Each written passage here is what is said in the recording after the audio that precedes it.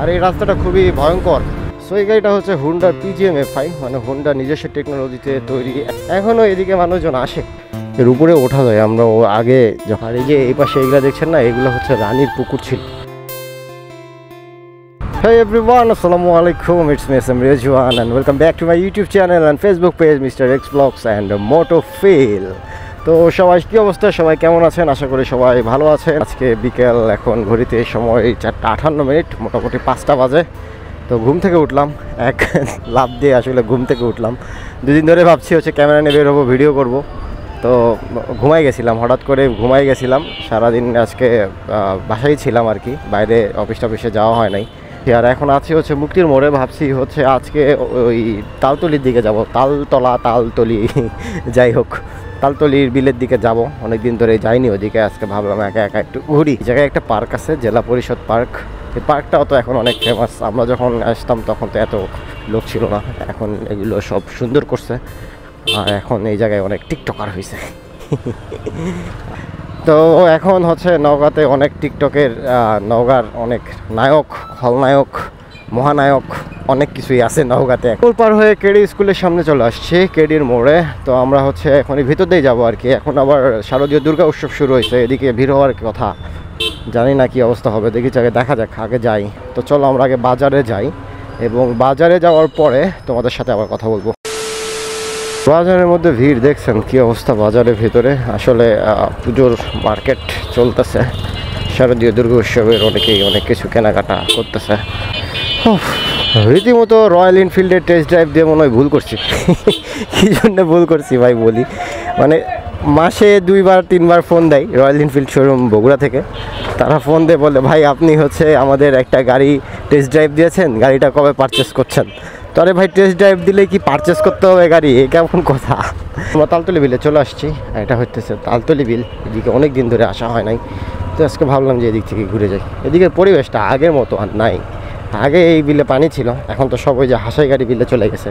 সামনে থেকে রোদ লাগতেছে একদম ডাইরেক্ট চোখে। এই কি কুকুর না শিয়াল? এই শিয়াল শিয়াল শিয়াল শিয়াল শিয়াল শিয়াল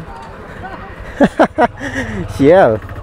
এখনও এদিকে মানুষজন আসে, এই যে মানুষজন এখন এই বিলটা অনেক উপভোগ করে। তো আমিও আজকে এদিকে আসলাম, অনেকদিন ধরে আসা হয় না। এই বিলটাতে আসবো ভাবলাম। আগে এই বিলটাতে পানি ছিল, তালতলি বিলটাতে আগে হাসাইগাড়ি বিলের মতো ভিড় হইতো, এই রাস্তায় ঝোঁকা যাইতো না, জ্যাম হইতো। এখন জানি না কোন কারণে এই বিল আর পানি আসে না, কী জন্যে আসে না। পানি আসে, বাট এই যে কচুরি পানায় সব ভরে গেছে। এই কচুরি পানায় ভরে যাওয়ার কারণে এখন আর এই বিলে তেমন কোনো চাকচিক্য নাই। এখন জাস্ট একটা বিল হয়ে গেছে, এই তো।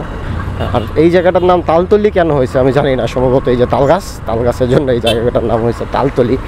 এখন কী জন্য তালতলি হয়েছে এটা আমার জানা নাই আসলে। হইতেছে ডুবুলহাটি রাজবাড়ি। এখন রাজবাড়ির অবস্থা তো আর অবস্থা নাই। এখানে কি গাড়ি পার্কিং করছে নাকি সম্ভবত। এখন ভিতরে যাওয়া যাবে না, ভিতরে যাবে না কেন? চলেন ভিতর থেকে ঘুরে এসে পাক।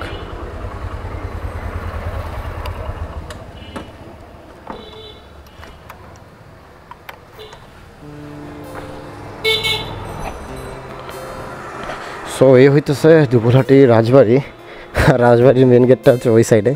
তো আমি এদিকে ঢুকছি, এখন এদিককার অবস্থা খুবই খারাপ, মানে কিছুই নাই। আমরা এতবার আসছি, আসার পরে এই জায়গায় এখন ধ্বংসলীলা হয়ে গেছে এইগুলো সব।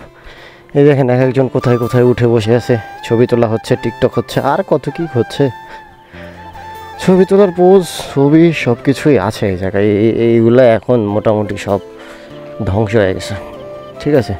তো এইখানে আর কিছু না। এই ছাদের উপর ওঠা যায়, বাট ছাদের উপর যাব না, আমরা এখন একটু বাইরের দিকে যাব। ওইদিকে বেশি ঘোরাঘুরি করছি না। এখন সময় হচ্ছে মোটামুটি 5:30 বাজে। এইগুলোতে আসলে এখন আর কিছু নাই, এখন সব ভেঙে শেষ। এইগুলাতে জাস্ট অবশিষ্ট কিছু আছে, তাছাড়া আর কোনো কিছুই অবশিষ্ট নাই। এগুলো সব এখন জঙ্গলে পরিণত হয়ে গেছে। এখন ভিতরে যাওয়াটাও অনেক রিস্কি ব্যাপার স্যাপার। ওইদিকে আগেও যাওয়া যাইতো, এখন আর যাওয়া যায় না। ওইদিকে জঙ্গলে পরিণত হয়ে গেছে সব। আগে এতটা জঙ্গল ছিল না, এখন ইদানিং বেশি জঙ্গল হয়েছে। এত জঙ্গলের মধ্যে সেটা যাওয়া যাবে না। আর এই তো এই সাইডে একটা সুন্দর জায়গা আছে, বাট জানি না এটা আগে কী ছিল। এর উপরে ওঠা যায়। আমরা আগে যখন আসতাম তখন ওর উপরে উঠতাম, ওই যে 2 তলার উপরে ওঠা যায়। তো আমরা এখানে থাকবো না, আমরা এখন চলে যাব বাইরের দিকে, আমরা বাইরে যাই। সেই দিক দিয়ে একটা রাস্তা আছে, সো রাস্তা দিয়ে আমরা এখন হাঁপানিয়ার দিকে যাবো ইনশাল্লাহ। দেন হাঁপানিয়া থেকে আমরা নওগাঁর দিকে যাব। একটা হচ্ছে নওগাঁর হচ্ছে সেই দুবলহাটি রাজা হরনাথ নাকি নাম, আমি নওগাঁ থেকে আমি জানি না। এই প্লেয়ারগুলো কিন্তু অনেক সুন্দর, আগেকার কারুকার্যগুলো অনেক সুন্দর ছিল। তো চলেন আমরা যাই। আর এই যে এই পাশে এগুলো দেখছেন না, এগুলো হচ্ছে রানীর পুকুর ছিল।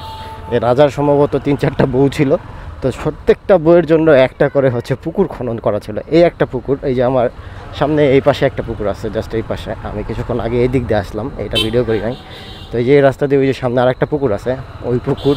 তারপর বাসার পেছনে আরও 2টা পুকুর আছে। এইগুলো হচ্ছে সব রানীদের জন্য তৈরি করা, মানে প্রত্যেকটা রানী আলাদা আলাদা পুকুরে গোসল করতো। এটা লোকমুখে শোনা, সঠিক জানি না। আর এটা হচ্ছে দুবলহাটি বাজার। স্বাগতম হাইওয়ে থেকে। সো আমরা হাঁপানিয়া চলে আসছি। আমরা হচ্ছে ওই যে গ্রামের ভেতর দিয়ে একটা রাস্তা ছিল দুবলহাটির থেকে, তো ওই রাস্তাটা দিয়ে আমরা হাঁপানিয়া আসছি। হাঁপানিয়া আসার পরে আমরা এখন আবার বাসার দিকে যাচ্ছি। আর ইদানিং গরম অনেক বেশি পড়ছে। নওগাঁ এখান থেকে 7 কিলোমিটার, বাপরে বাপ, মনে হয় তো এই যে এই কাছে। আসলে নওগাঁ এখান থেকে 7 কিলোমিটার বলতে নওগাঁ বাস স্ট্যান্ড কিন্তু নয়। আমাদের নওগাঁর সবচেয়ে 0 পয়েন্ট ধরা হয় হচ্ছে মুক্তির মোড়কে। একবারে মুক্তির মোড় পর্যন্ত হচ্ছে 7 কিলোমিটার। এখান থেকে বাস স্ট্যান্ড সর্বোচ্চ 3 কিলোমিটার, ওইখান থেকে 4 কিলোমিটার হবে, এটা ঠিক আছে। এই কি স্লো গাড়ির পেছনে বললাম।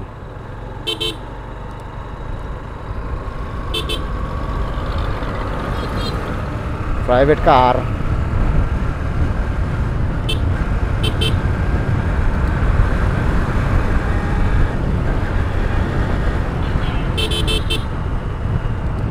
এই জায়গায় তো মাঝে মাঝে পুলিশ থাকে, সেনাবাহিনী থাকে, কখন যে কি থাকে ওরাই ভালো জানে।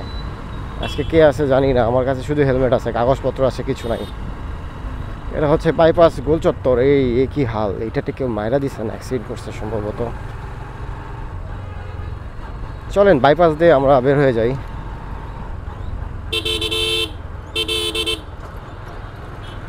এই হচ্ছে বাইপাস গোল চত্বর, আর এটা হচ্ছে আব্দুল জলিল পার্ক। এইখানে মোটামুটি সবাই আসে, আমরা আর আসি না।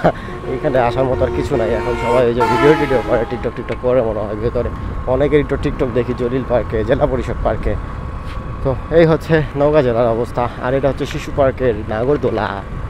আর বাইপাস রোডটা আগের থেকে বড় করা হচ্ছে, বাইপাস রোডটা সুন্দর হচ্ছে।